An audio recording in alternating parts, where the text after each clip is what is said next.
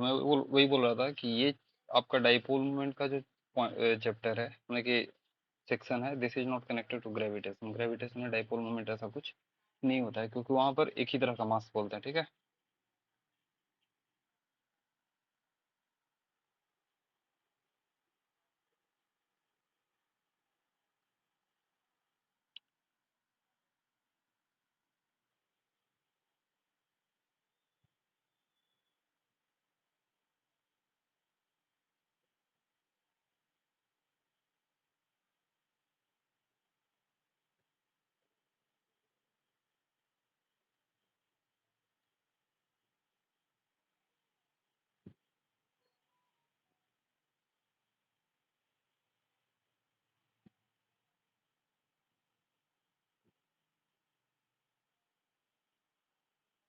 This is your point A where we want to find out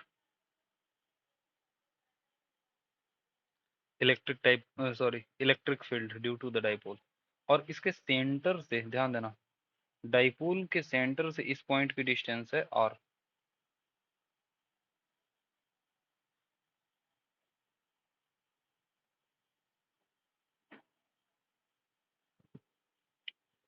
तो E1 is the electric field due to plus Q, तो away होगा। And E2 is the electric field due to minus Q, तो backward होगा।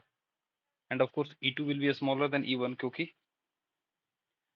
Plus Q is closer to that of than that of minus Q, है ना। तो इससे एक चीज और क्लियर हो गया कि इलेक्ट्रिक फील्ड राइट वर्ड होगा, नहीं।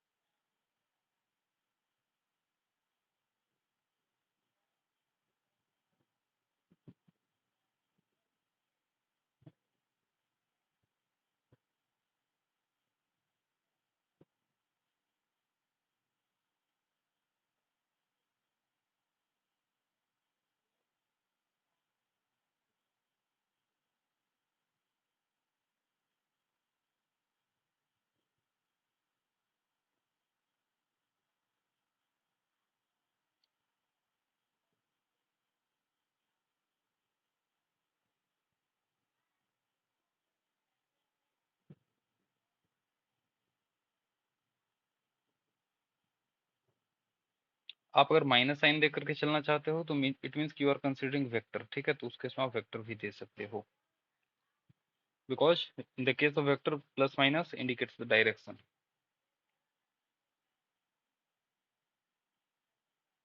तो ई ए कितना हो जाएगा हमारा? A is the just a point, l is the length of half length of dipole.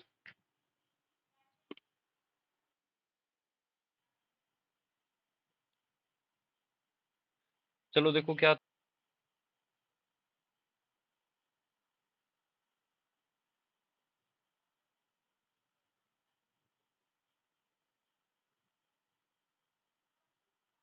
Yes, q into two l is what? Dipole.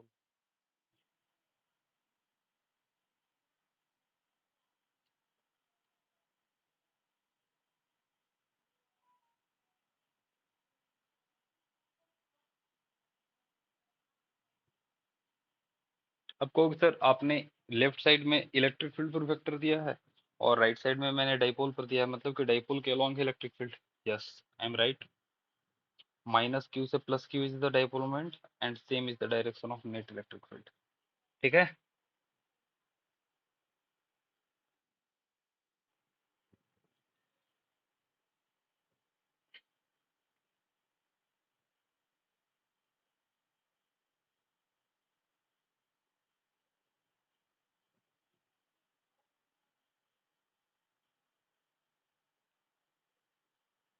क्या आएगा बताओ? L is very very small than are.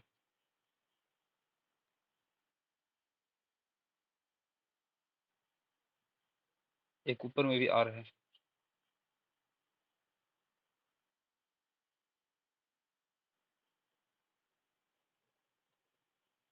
ये r to power four, एक r cancel होगा तो ये हो जाएगा आर क्यू। आगे बढ़ जाए।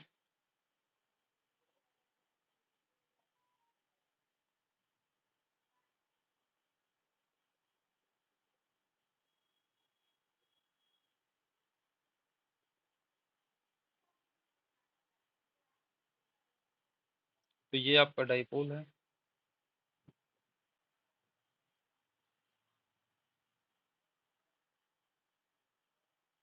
फिर से लेंथ हम लोग 12 लेंगे क्योंकि ये हमारे कैलकुलेशन को आसान करता है। मिड पॉइंट से वर्टिकल हाइट आप फिर से आर ले लो। अब इसको हम लोग मिला लेते हैं।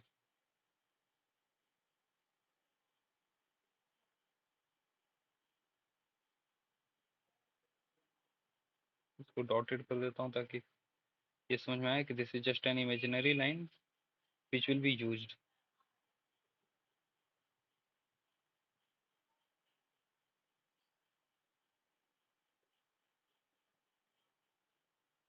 ओके, तो प्लस क्यू के कारण, इस प्लस क्यू के कारण यहाँ पर इलेक्ट्रिक फील्ड किधर होगा बताओ?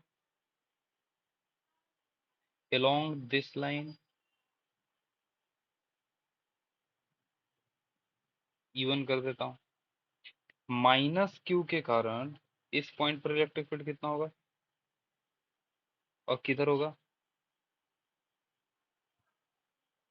इसकी भी मैग्नीट्यूड इवन ही होगी। क्यों?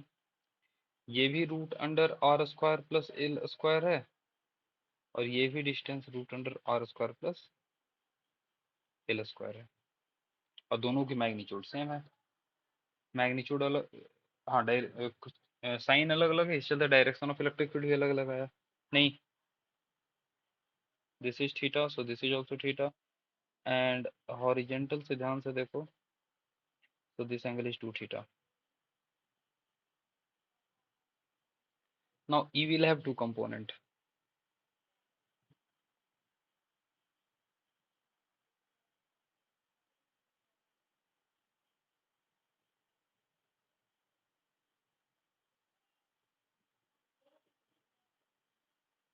Yes.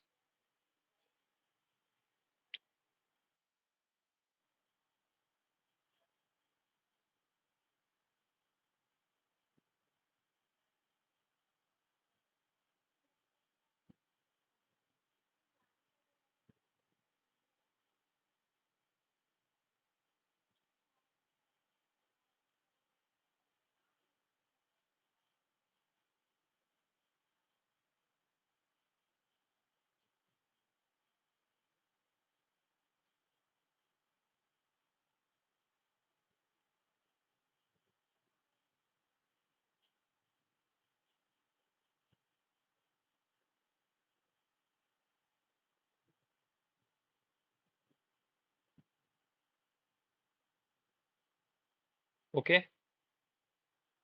ध्यान दो cos theta base on hypotenuse,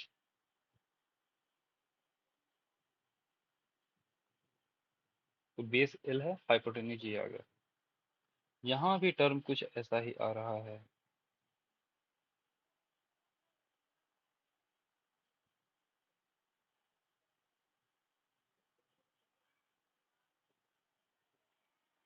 So Q into 12 is B।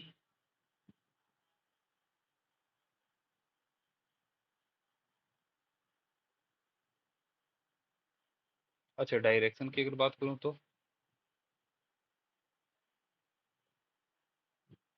How is it related with P? देख के बताओ।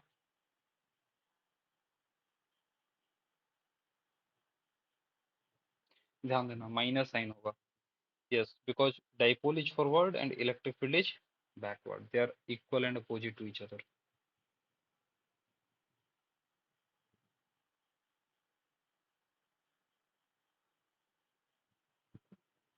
ओके, कोई डाउट यहाँ तक? अच्छा, अगर स्पेशल केस की बात करूँ,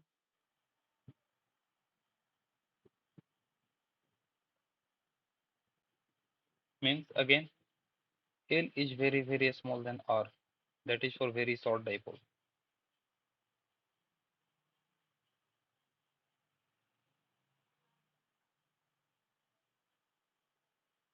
क्या होगा फॉर्मूला?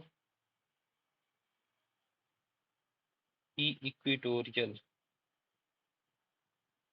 इक्वल टू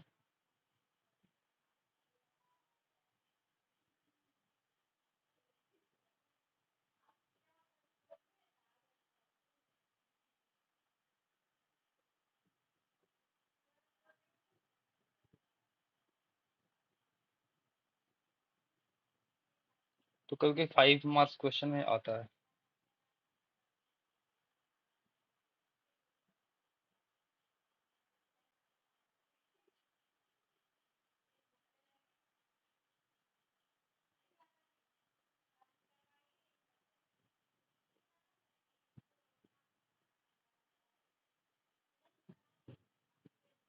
नहीं, एक्सेल की value twice that of equatorial है। तो ये प्रूफ करने के लिए आता है। अगर ध्यान दो, ये 2 मार्क्स का क्वेश्चन आया, तो कुछ नहीं, बस रिजल्टेंट जो एक्सियल और इक्विटोरियल का जनरल इक्वेशन है, उससे हम शॉर्ट लेंथ के लिए यूज करके इसको डिराइव कर देंगे। लेकिन यही अगर 5 नंबर में आ गया, तो पूरा एक्सियल डिराइव करना होगा, इक्विटोरियल डिराइव करना होगा, तब ये यूज करोगे। ठीक है।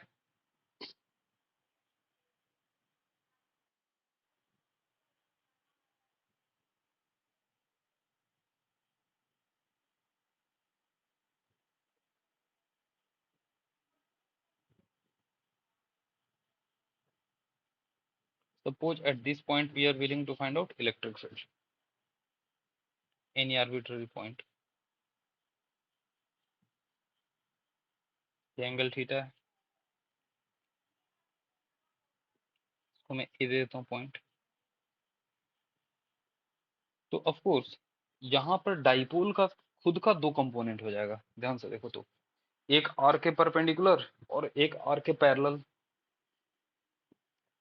नहीं, one will be perpendicular to R, another will be parallel to are.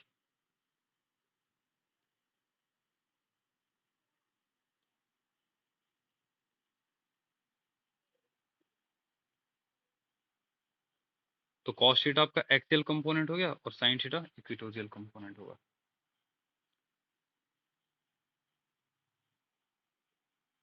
मैं एक्सियल के कारण E1 मान लेता हूँ, और इक्विटोरियल के कारण, ऑफ कोर्स इक्विटोरियल ध्यान देना डाइपोल है इधर, तो इलेक्ट्रिक फील्ड उसका अपोजिट। यस, डाइपोल इधर, इलेक्ट्रिक फील्ड उसका अपोजिट। इसको E2 मान लेता हूँ।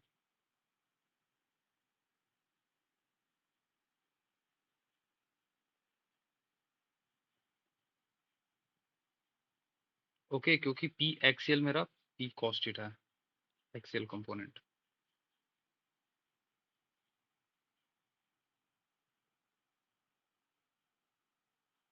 कितना होगा?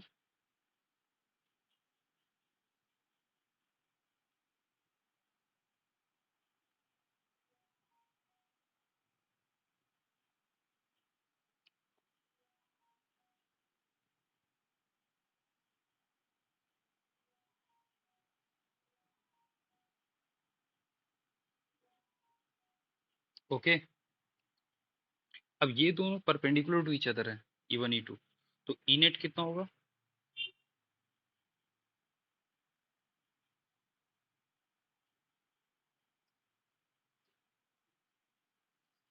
Which will give you how much? Kp by R cube will come out common. Inside it will come. Yes.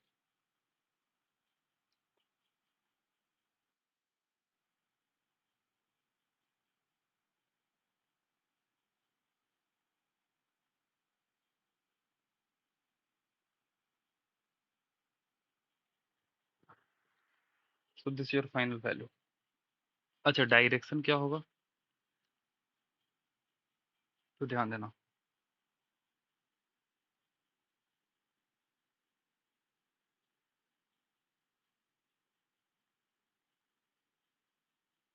we are following parallelogram law of vector addition.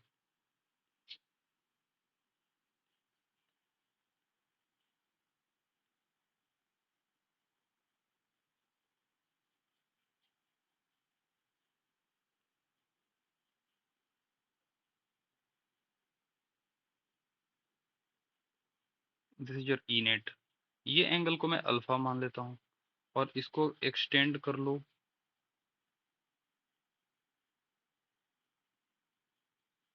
So along with the direction of electric dipole, let this angle is beta. तो beta कितना हो जाएगा, ध्यान देना, तो हम लोग दोनों वैल्यू लिखेंगे, बीटा का भी और थीटा का भी, सॉरी अल्फा का भी। थीटा तो ऑलरेडी दिया हुआ था क्वेश्चन में। तो यहाँ पर ध्यान दो, टेन अल्फा क्या लिखोगे, tan alpha is E two upon E1, ठीक है।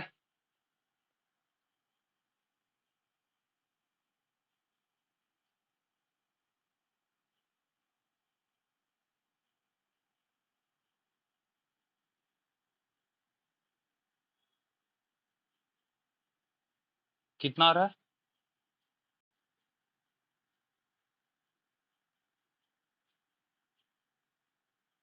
Okay, so this is with respect to position vector.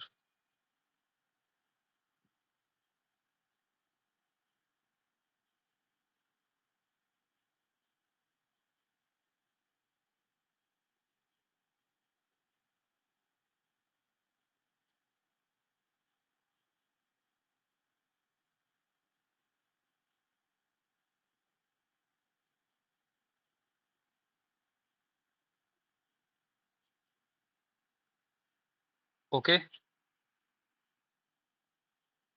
आगे बढ़े।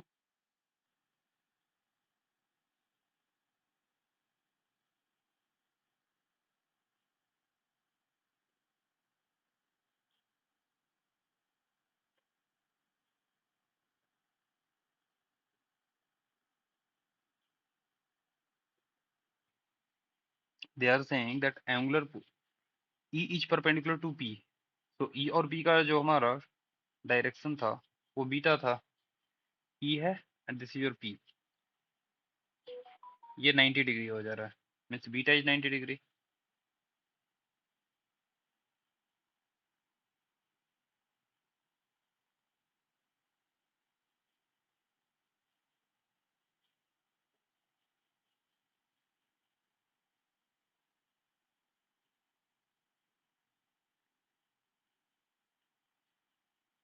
करेक्ट।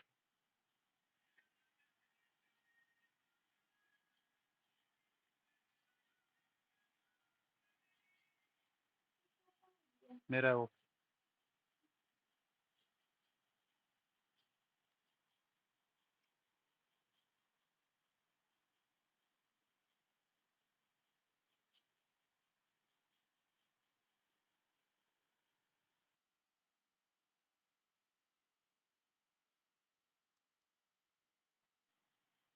ओके,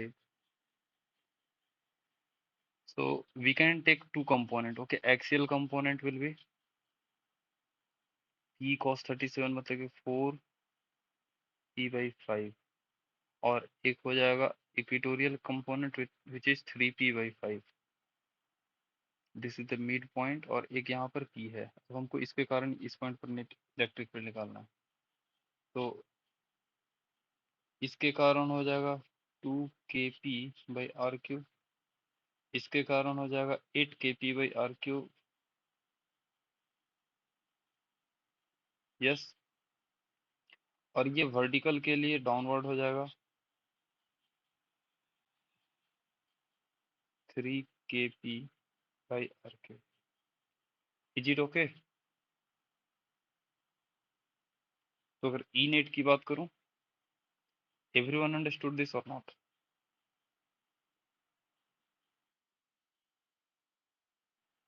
एक्सियल का double,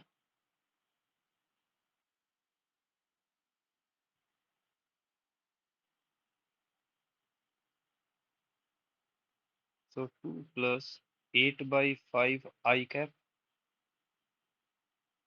minus 3/5 J cap.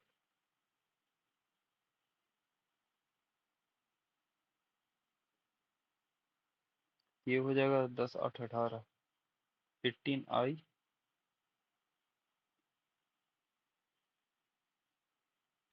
Is it okay everyone?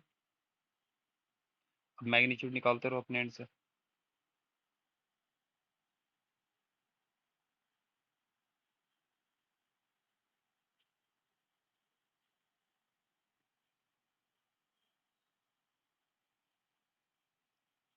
Okay,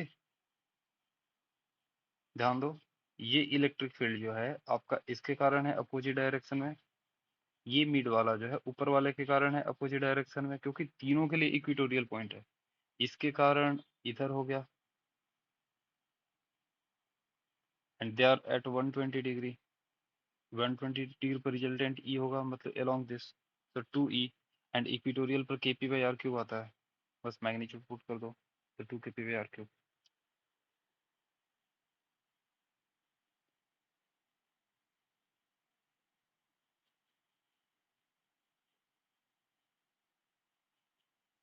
तो परपेंडिकुलर डिस्टेंस ऑफ सेपरेशन कितना हो जाएगा?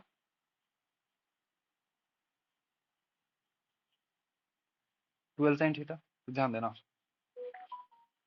Net force कितना आया?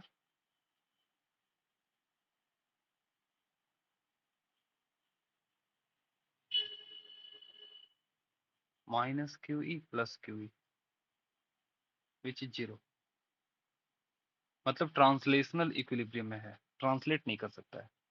बट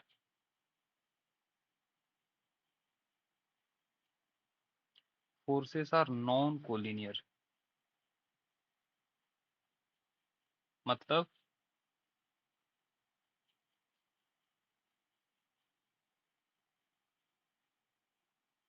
तो टाउ कितना लिखेंगे हम लोग? Magnitude of force into l perpendicular या आर परपेंडिकुलर, जो भी कहो।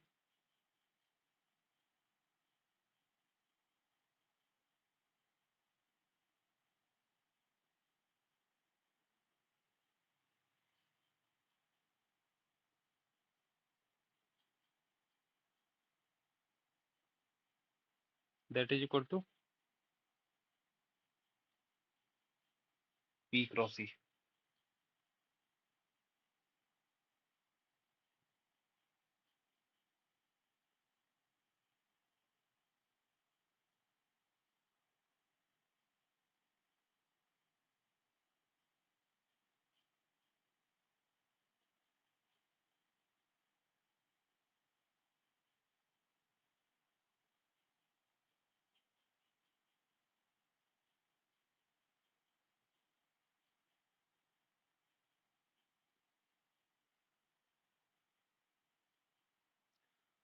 तो डी डब्ल्यू क्या लिखेंगे? Tau d theta.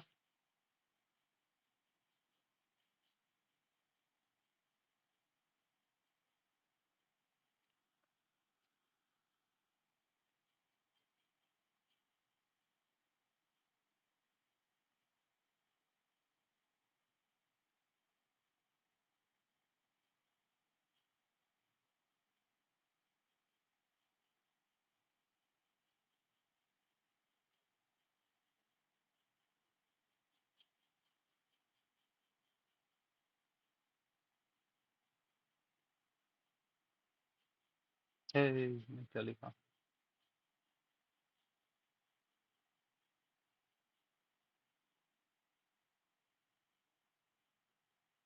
या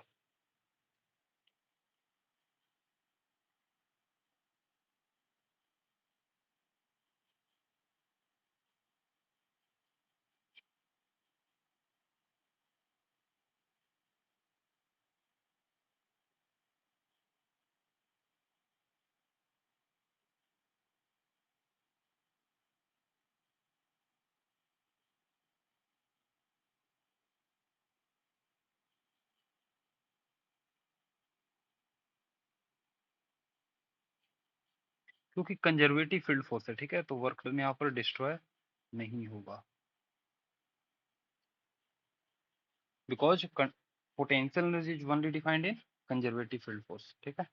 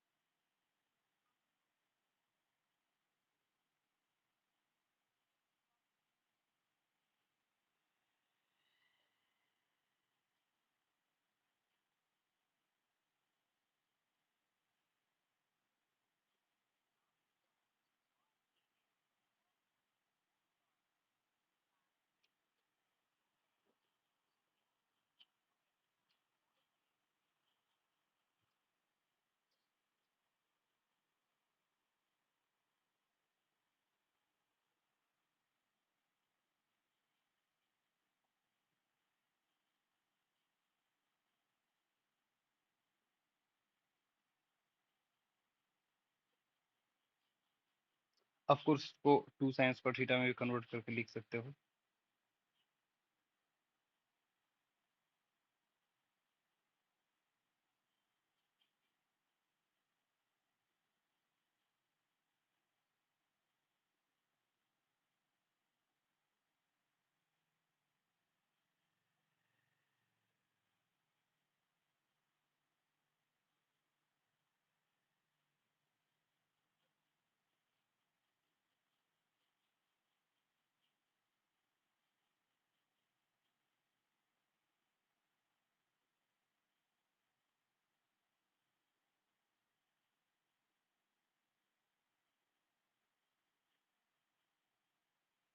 तो इसको हम लोग पोटेंशियल एनर्जी ऑफ डाइपोल कहते हैं, माइनस पी डॉट ई।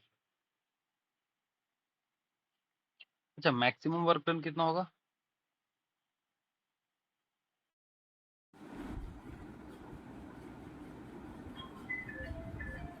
हाँ,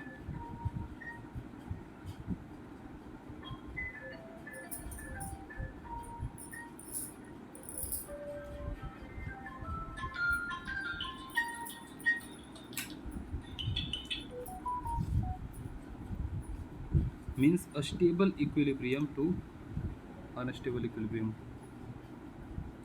एक सेकंड,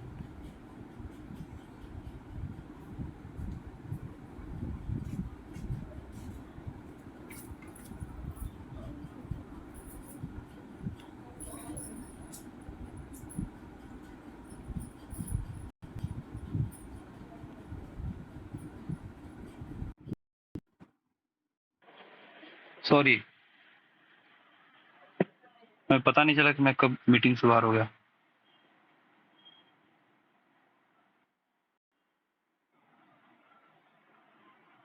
आप लोग कहाँ तक देखे थे?